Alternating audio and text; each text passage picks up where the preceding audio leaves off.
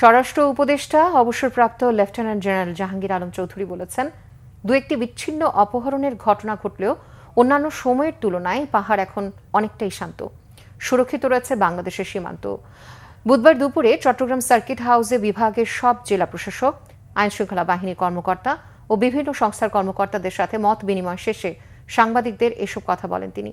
জানান, সীমান্তের ওপারে মিয়ানমারে আরাকান আর্মির সাথে মিয়ানমার সেনাবাহিনীর সমস্যার কারণে কিছুটা সমস্যা হলেও বাংলাদেশ সীমান্ত সম্পূর্ণ সুরক্ষিত রয়েছে। অন্যদিকে পার্বত্য চট্টগ্রামে কিছু বিচ্ছিন্ন অপহরণের ঘটনা ঘটলেও কিভাবে পার্বত্য এলাকা সহ সারা দেশে আইনশৃঙ্খলা পরিস্থিতি আরও উন্নত করা যায় সে বিষয়ে পদক্ষেপ নেওয়া হচ্ছে।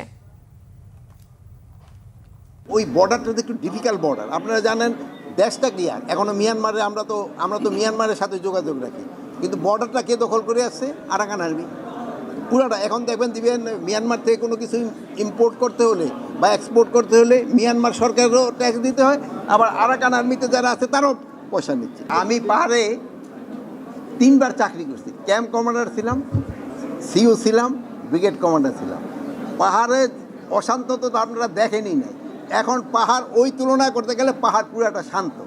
এই ছোটোখাটোই যে অপহরণ খালি ওই 4জন হয়েছে, একজন ওই মেয়েটা তো ছাড়াও পেয়েছে, এরকম অপহরণ তো আমাকে প্লেনল্যান্ডও তো হচ্ছে।